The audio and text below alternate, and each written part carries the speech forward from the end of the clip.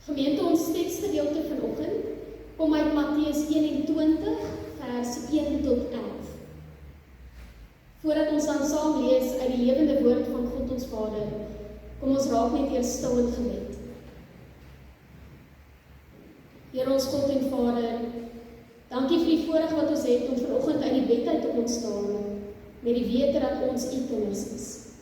Die wete dat u ons daarom vandag ook sal versorg, ons sal bewaar en ons sal seën met u nabyheid.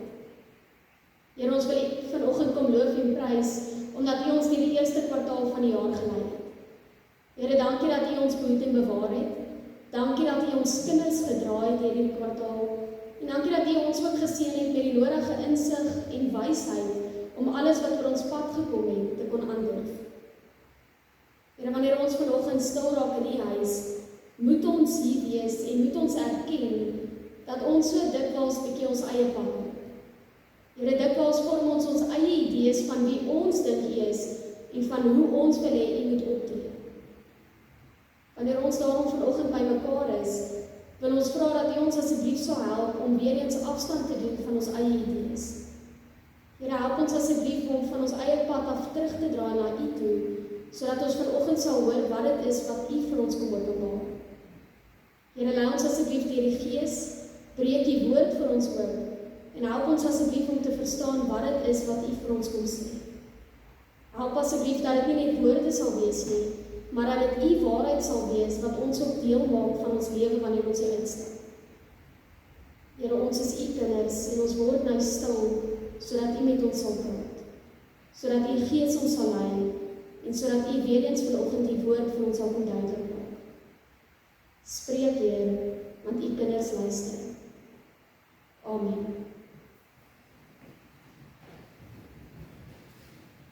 Ek lees vir ons saam uit die 83 vertaling.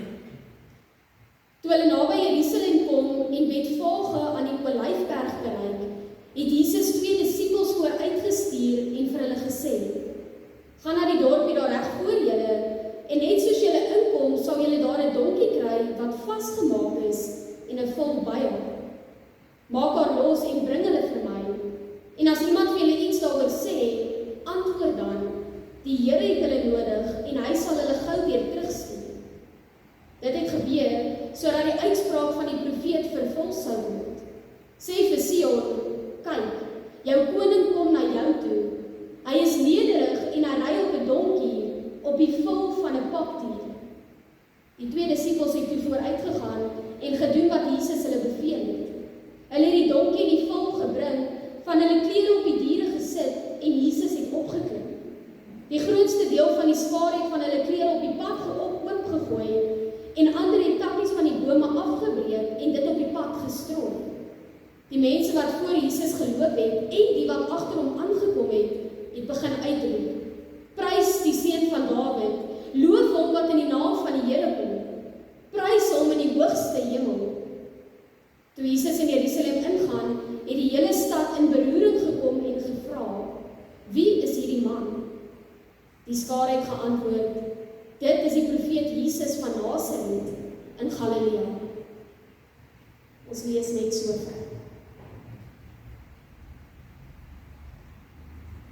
Geliefdes, 'n kriteria verwys na beginsels, na standaarde en na maatstawwe wat ons gebruik om 'n besluit te neem.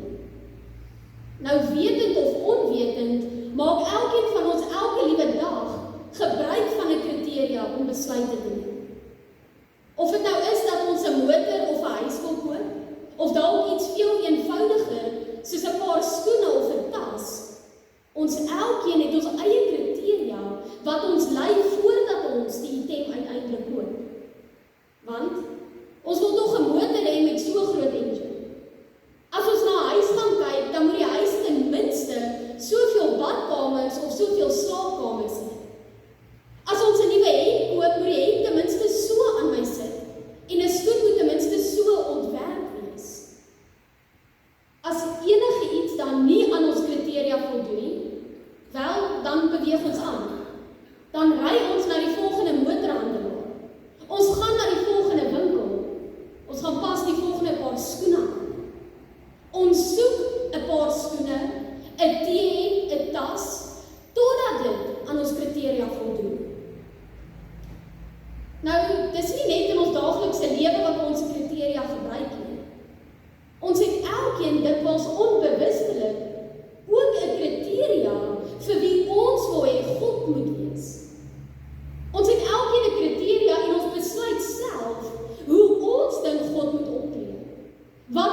dink God moet doen en hoe ons dink God ons lewens moet kom verander, moet verbeter of moet beïnvloed. En as God nie aan ons kriteria voldoen nie, wel, dan begin ons gewoonlik twyfel. Dan begin ons wonder waarom God van my vergeet het.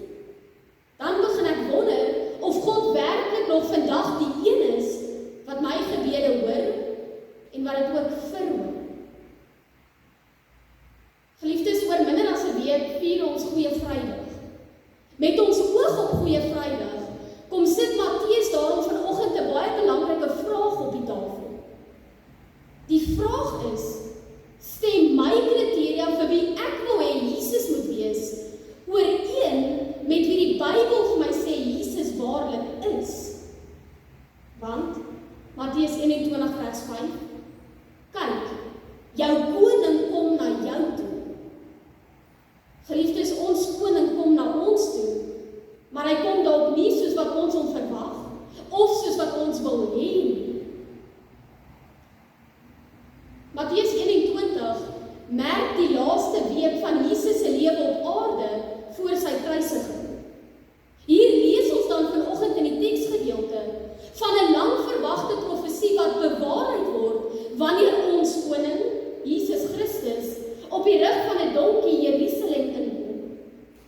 In vers 4 staan daar, dit het gebeur sodat die uitspraak van die profeet vervul sal word. Hierdie vers is vir ons as gelowiges baie belangrik, want dit wys vir ons dat Jesus nie maar toevallig op die rug van die donkie gery het nie. Alles wat hier in Matteus 21 gebeur doelbewus. Dit gebeur so vir 'n rede. Dis nie maar net 'n simboliese gebaar of 'n mooi storie nie. Nee, Jesus stap doelbewus sy kruisiging tegemoet, presies soos wat God lank tevore reeds gesê het, dat dit moet gebeur. Die feit dat hierdie profesie 'n week voor Jesus se kruisiging vervul word, wys vir ons nie net dat God nog altyd 'n plan gehad het nie, maar dit wys ook vir ons dat Jesus inderdaad die beloofde Messias is. Hy is inderdaad die een waarvan elke profeet in die Ou Testament getuig het. Jesus is waarlik die beloofde een vir wie die Jode gewag en gebid het. Geliefdes, hierdie woorde, dit het gebeur sodat die uitspraak van die profeet vervul sou word, beteken Jesus Christus, wie hy is, hoe hy optree en wat hy op aarde kom doen het, word nie deur mense bepaal nie. Dit word alleen deur God bepaal en besluit. Want lang voor Jesus se geboorte het God reeds vir die profete gesê wie ons verlosser sou wees, wat hy sou kom doen, hoe hy sou sterf en hoe hy ook Jerusalem sou binnegaan.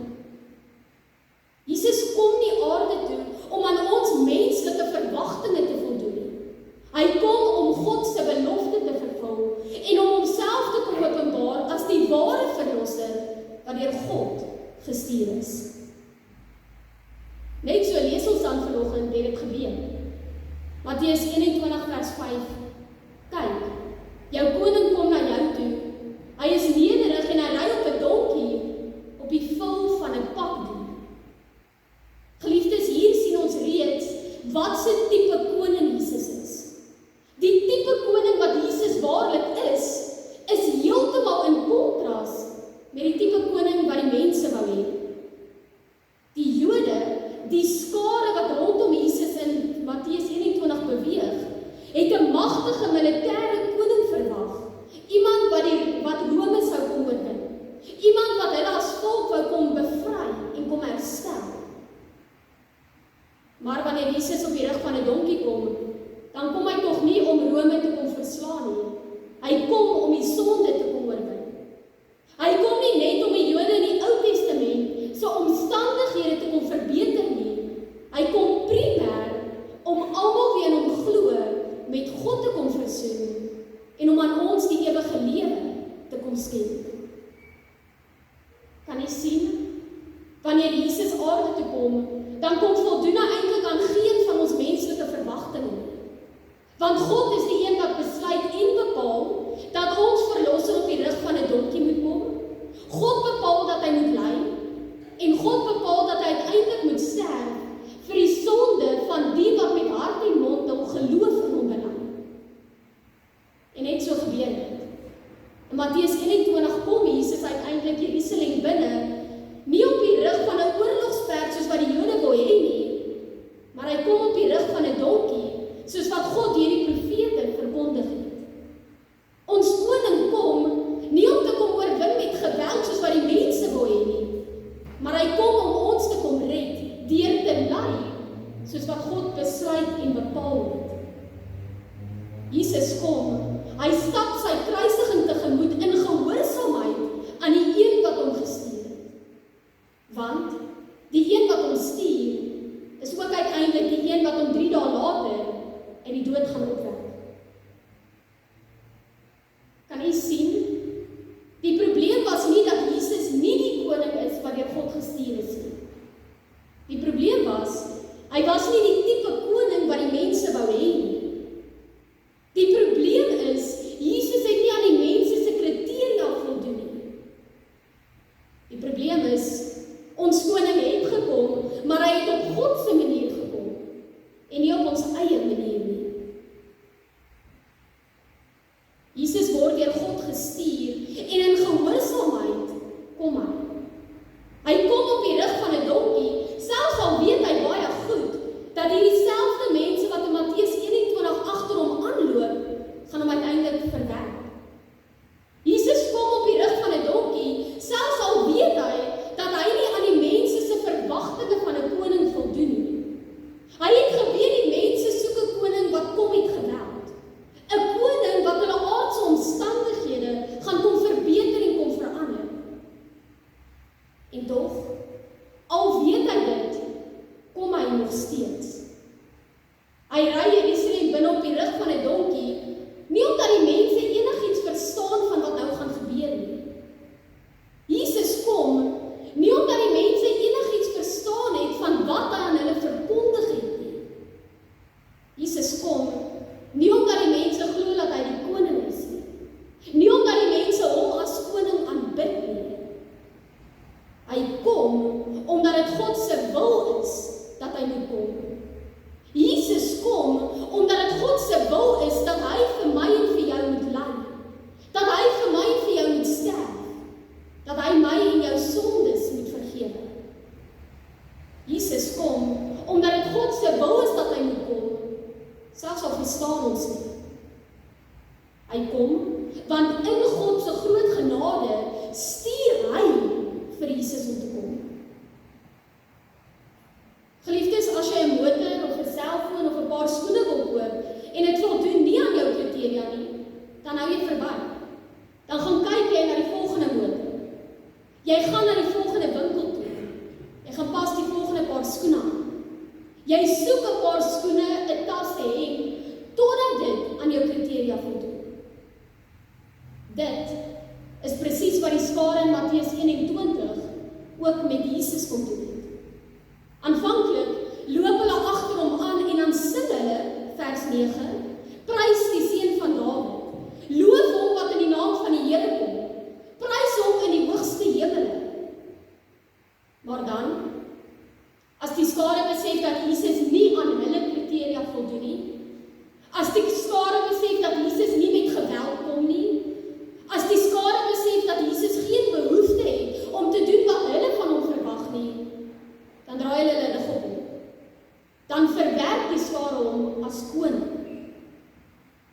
Van dieselfde skare wat in Matteus 21 skree, Hosanna, Hosanna, skree in Matteus 25, kruisig hom, kruisig hom. Kruisig hom, nie omdat hy nie die koning is nie, maar omdat hy nie die tipe koning is wat die mense wil hê nie. Dieselfde skare skree 5 hoofstukke later, kruisig hom, nie omdat Jesus nie die een is wat deur God gestuur word nie, maar omdat hy nie aan die mense se kriteria voldoen nie. Hierdie skare wil iets anders hê as wat Jesus aan die kruis kon doen. Die skare wil iets anders hê as waarvoor Jesus deur God gestuur word.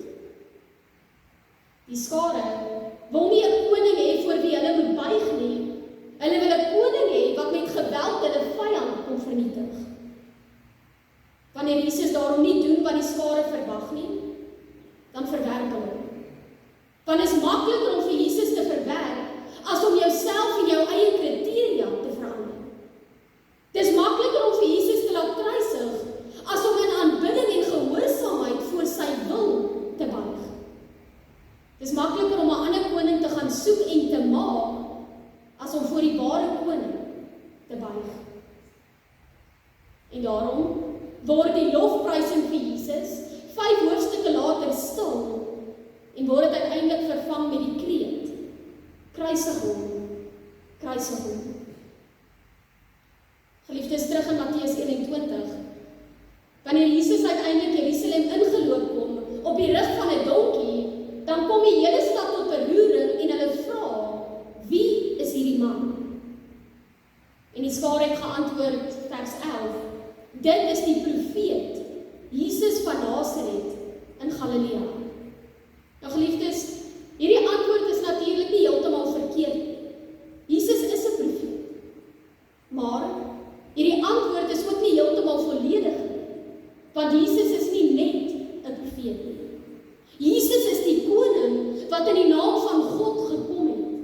Hy is die een wat deur God gestuur en aangestel word. Jesus is die een wat op pad is na die kruis, nie as 'n slagoffer nie, maar as die verlosser wat doelbewus en in gehoorsaamheid aan God sy lewe gaan neerlê vir ons sonde. Dit is wie hy is. Dit is wie die een is wat op die rug van 'n donkie by Jerusalem ingestap het. Jesus is daarom nie maar net 'n profeet, maar net 'n goeie voorbeeld of maar net 'n goeie leermeester nie. Jesus is nie maar net die groot geneesheer wat ons kom genees wanneer ons siek is nie. Jesus is nie maar net die groot wonderwerker wat ons kom vervul en wat ons kom lei wanneer ons hom nodig het nie. Nee, Jesus is die koning van wie die profete in die Ou Testament getuig het. Jesus is die een wie vir ons oortredinge deurboor moet word. Jesus is die een wat ons lyding op hom moet kom neem. Hy is die een wat verbrysel moet word vir ons sonde.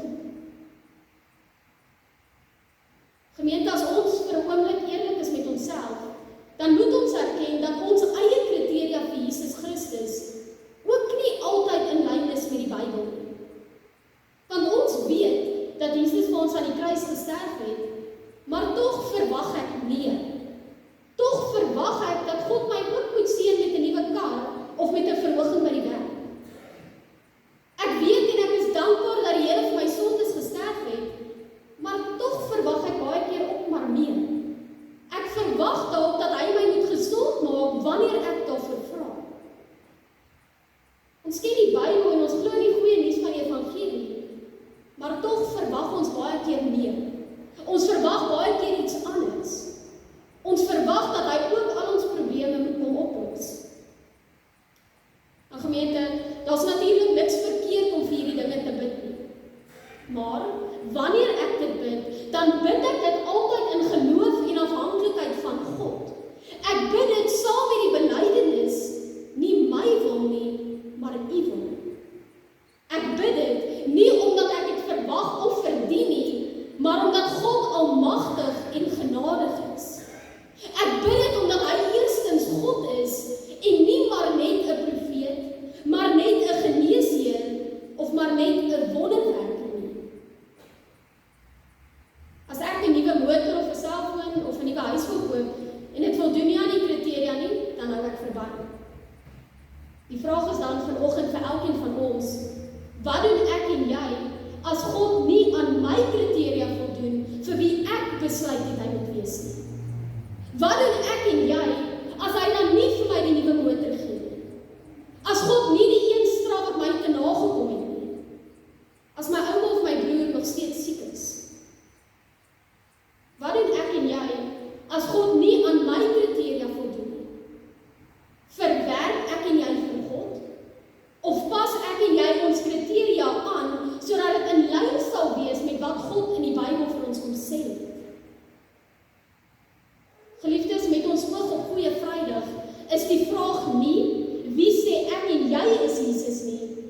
Die vraag is, wie sê God is Jesus?